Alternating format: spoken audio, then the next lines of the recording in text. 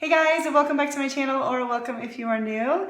Today I have 3 really easy Dollar Tree DIYs to share with you. Today's video is part of the Try It Tuesday challenge hosted by Sammy from Unicorn Dust Designs, where we take some ideas that we've seen from other creators and either replicate or put our own spin on, whatever the case may be, and share those with you. So that's what I've got for you today.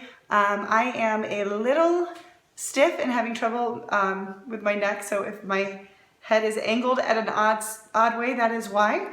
But I found myself spending most of the day today looking down anyway, so I figured I could do some painting while I was doing that. So I managed to still go ahead and do these DIYs even in that condition. So without further ado, let's get started on today's DIYs. Alright, so for this first DIY, I've got an LED candle from the Dollar Tree, and I just was testing it out to make sure it worked, and it did. And I got this idea from Kelly Barlow Creations, and I'm going to give this a couple of coats in Waverly chalk paint. I think I'm using the color Plaster. I think she used ivory, and I didn't have that, but I figured this would work just fine. So you're going to give that a couple coats, and you do want to make sure that it dries well in between. And she also said that for this particular project, you don't want to use an acrylic paint. You want to use something that's a little bit thicker. But I'll have her video linked below where she explains it and where I got my inspiration from. I also wanted to mention that I did not realize when I filmed my intro that Whiskey and Wit was the co-host for this collaboration. So I will have her channel linked in the description box as well. I apologize. I was not aware of that when I filmed all of this, so I just wanted to add that in there. So once both coats are nice and dry, we're going to take a razor and put in kind of like some little squiggle lines. You want to go through the paint to the wax, and I tried to kind of, not exactly mimic, but kind of try to do what she was talking about. We're making like the lines and knots on a piece of wood because we're going to make this candle look like a wood candle. So you can, so yeah, I don't know what else to say about that.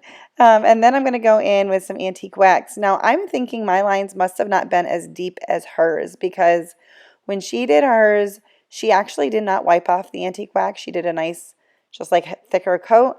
But you could not really see the lines through as well on mine because I think it was just, maybe they weren't as deep.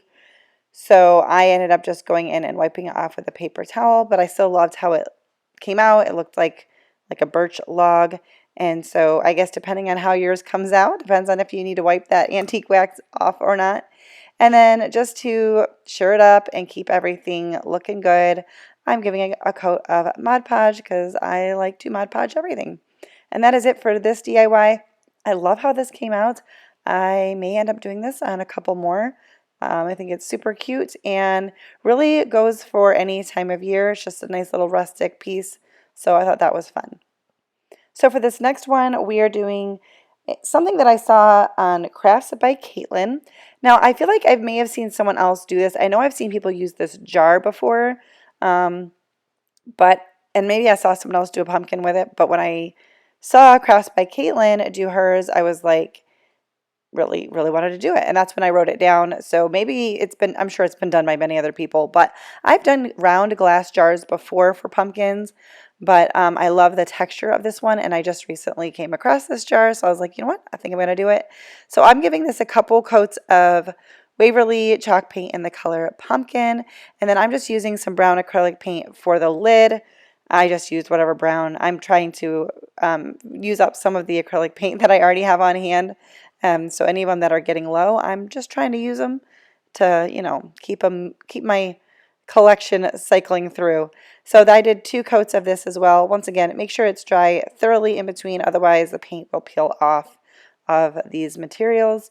But I just did, I think, 2 coats on the lid and 3 coats on the jar, and that was only because honestly, my second coat I did too soon. This right here is my 3rd coat. My second coat I did too soon, and it was peeling off a little bit. So I love these DIYs that I'm sharing with you today because they were really easy and pretty quick to put together.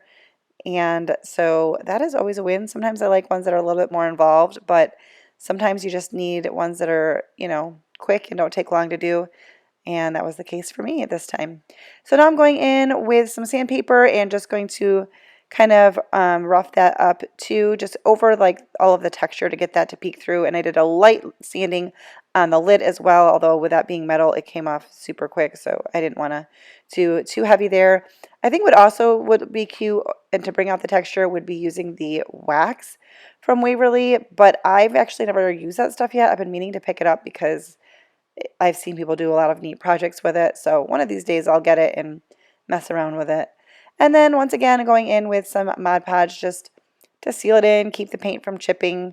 I just always do that pretty much. So when Caitlin did hers, she used some wood stems, and I have those, but instead I wanted to use this little pumpkin stem that came off of a Dollar Tree pumpkin. I think it was one of their like velvet ones that I did a DIY on, that I took this stem off and actually used a wood stem. So I thought I was going to put that here. So I just peeled or cut off the little end part there so that it would lay flush, and grabbed a leaf from my stash, just scrap from some florals at some point down the road, or at some point along the road, and hot glued that and then put the stem on top. And this is really cute. Like I said, I've done other pumpkin jars, and this one's just fun because of the texture and really cute. So that was it for this one. So for this last one, I am doing something that I saw from Brandy on the DIY struggle, and I thought this was such a cute idea. So I just took these wooden dominoes that I actually already had them on hand. They're from the Dollar Tree in the toy section. I love using these things. And she had the idea of just doubling them up so that you don't have to paint over the design, and I was like, that's a great idea. Plus I love making it a little bit thicker. So I ended up doing 4 sets of those using some wood glue and some hot glue. And now I will say she had a little bit of struggle with hers, admittedly, she admitted. But this part of it was great, and I was like, hey, even with your struggle, I love the idea of this, so I'm going to do my own little spin on this. And we're going to make a little pumpkin. So we're going to attach with some wood glue once again and hot glue. We're going to attach 3 of them together, and just kind of in the stacked layering look or effect. And then I decided to paint mine in pumpkin. I did paint the front and back, although I don't show you that. And then I paint the base brown just with the brown paint that I already had out. Now she used some scrapbook paper to cover hers, which would also be really cute. She actually did 3 different ones. She did a variety, which would be so cute to do. These are so tiny, they'd be cute on tier trays or just to fill in a gap like on a shelf or whatever in your decor. I just love them, and they're so quick to put together.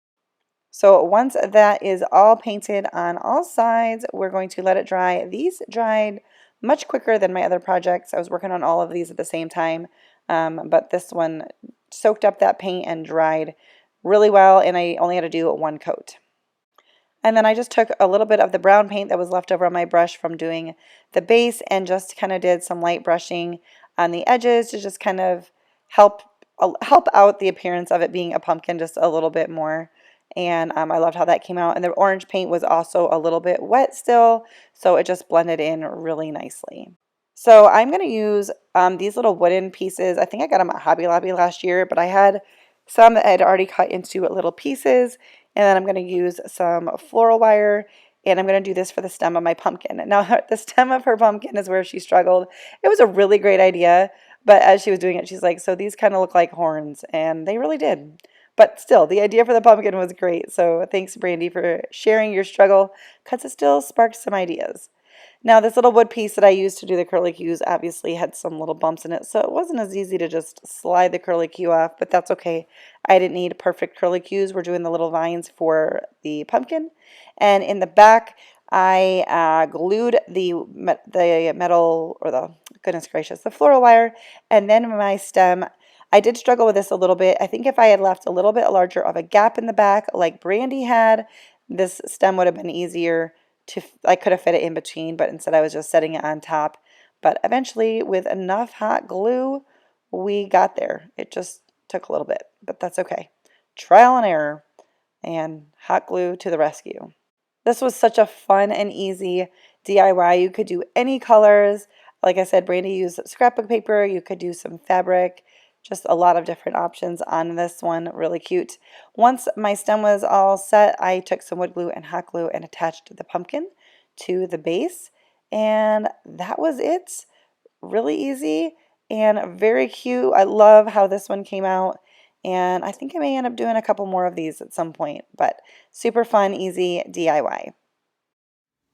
Alright, well that is going to do it for today's video. If you liked it, don't forget to give it a thumbs up because that really does help me out. Also, don't forget to check out Sammy's channel, which is going to be linked down below, the playlist so that you can get all sorts of inspiration, and I'll have the links to my inspiration videos for the projects that I created today. So basically lots of DIY ideas down in the description box, so make sure you check it out. If you're new, I hope that you enjoyed it and consider subscribing before you leave, and I will see you in my next video. Bye guys.